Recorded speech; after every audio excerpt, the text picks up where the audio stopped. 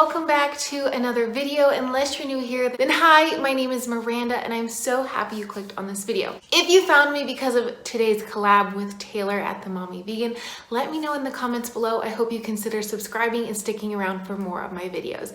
But let me just say, I am so excited for today's video.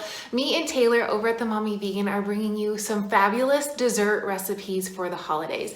I love Taylor. I found her here on YouTube shortly after I joined the plant-based community, and she is so inspiring. She has lost 70 pounds this year in 2020 on a whole food plant-based diet.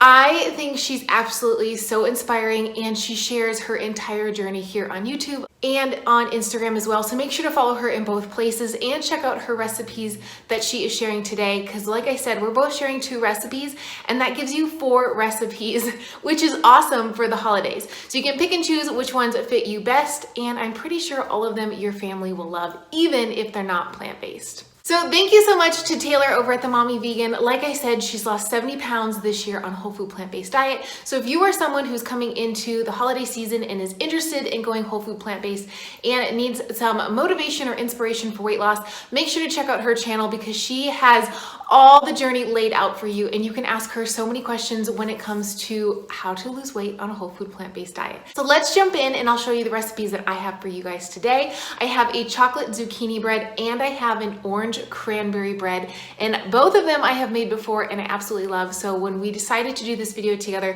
these are the 2 recipes that I really wanted to share.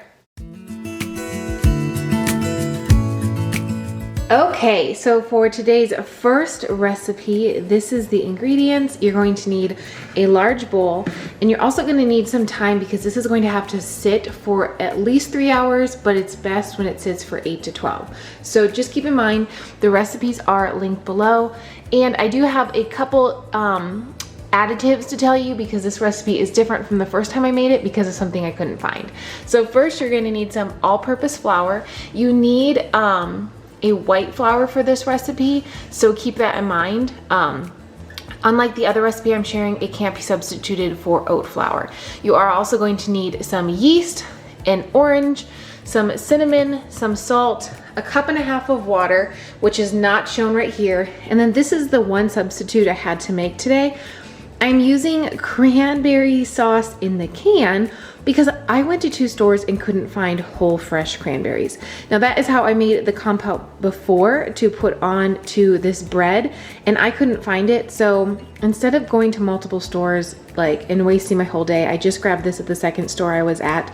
Now, making your own at home, you won't have all the added sugar. This one does have a lot of added sugar. I personally, I'm just gonna go with it, but I'll leave the compote for the homemade cranberry sauce down below. But I will doctor this up and kind of treat this in the same way as I would have when I made it prior for Thanksgiving.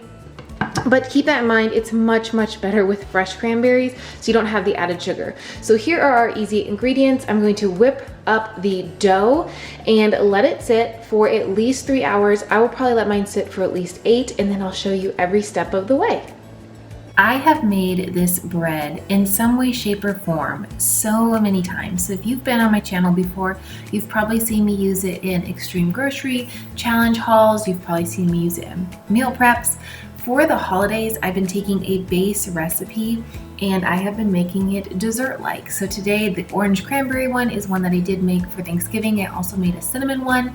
I have had subscribers say that they use cinnamon raisin. They've done sun-dried tomato and Italian. But basically, once you have the base of this bread, you can add anything you want to it. The only thing that you have to be careful of is that you don't add too hot of water, so that way you don't kill your yeast. But I use an active yeast, and I think because I've made this so many times, I know exactly what I'm looking for. Keep in mind with bread, you might have to add a little less water or a little more water. That's just how baking is, depending on if it's really dry or humid where you live. I tend to live in a really dry climate since I am in Las Vegas, Nevada, so my bread tends to need a little bit more liquid. But all you're going to do is mix your ingredients, and then you're going to let it sit for at least 3 hours.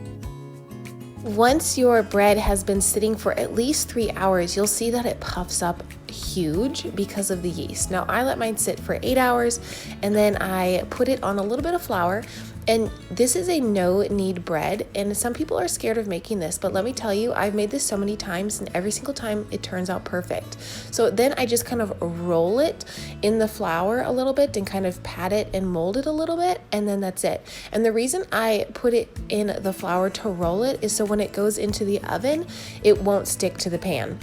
So I pop it into the pan, and by the way, this pan is hot because I actually put it in my oven to preheat it while the oven is preheating. And then I pop another pan on top. If you have a Dutch oven, use a Dutch oven, but if you don't have a Dutch oven, 2 pans works perfect, so you get that nice crusty bread. So then what I did is I took the can of cranberries and smashed them up over a low heat while the bread was just finishing off, and then I added the orange and a little bit of the orange peel that I had left. This adds a nice robust flavor. I also added a tiny little bit of cinnamon to this as well, but I forgot to show you that part because my camera stopped recording because my SD card was full. So you're going to just make the sauce, and what I do is I actually keep it warm while the bread is warm. I wait about 10 to 15 minutes to cut the bread, and then I use this compote over the top, and it is so delicious. It's absolutely amazing. So once the bread is finished, it'll have this beautiful crusty top. This is right out of the oven, and it pops right out of the pan. So like I said, I give it about 15 minutes so that way it's not burning your mouth, but you're still getting nice warm bread. And this bread on its own has a nice infusion of cinnamon and orange, and then if you top it with the compote, it has then the cranberry and cinnamon and orange, and it's just so good. So right away this evening, I cut a slice and I topped it with some of the compote and enjoyed it, and it was so good. I love this bread. I could literally eat it every single day, but for me, this just screams holiday because of all the flavors that it has.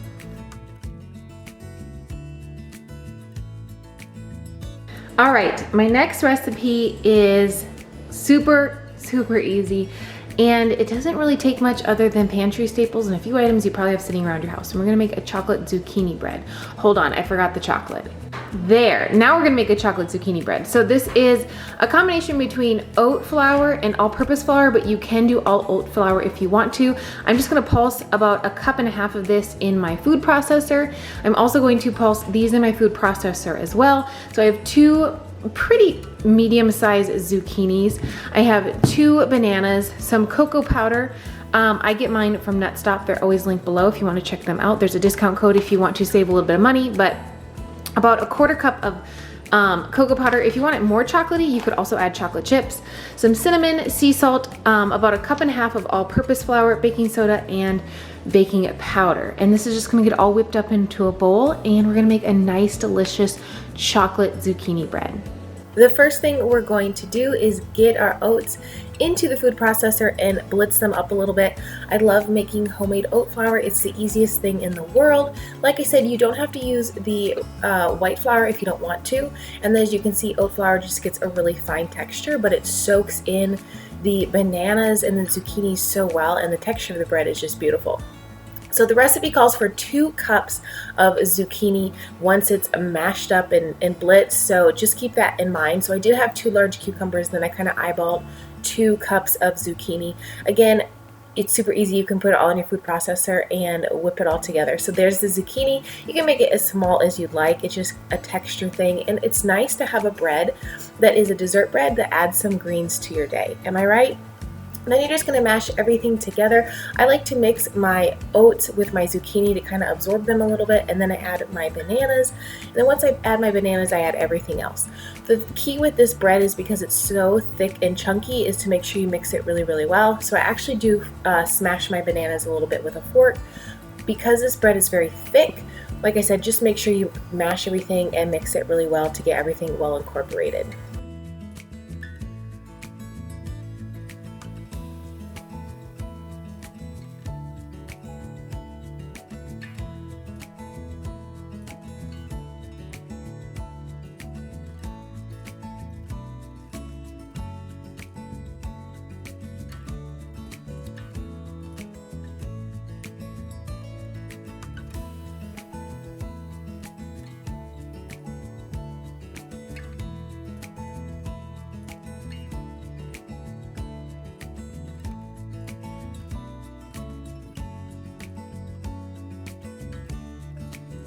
once everything is well mixed, I pop it into a pan. Now I use a tin bread pan, so I do spray it with a little avocado or coconut oil just so it doesn't stick to the pan. And then once it comes out of the oven, after 40 minutes, I let it cool for about 20 before I pop it out and I slice it. Because this is such a dense, chewy bread, if you slice it too soon, it's going to fall apart. But this bread has a brownie-like texture and it is so delicious. I can't wait to hear what you guys think. Thank you so much again for watching this video. I hope you give it a thumbs up and, like I said, subscribe. Let me know if you came from Taylor's channel to my channel, and make sure to follow me over on Instagram at Miranda Running on Plants for a more personal connection. When it comes to me and my life, I like to share a lot of stories, a lot of posts, and a lot of recipes before they hit the YouTubes as well. All right, I will see you in my next video. Bye-bye.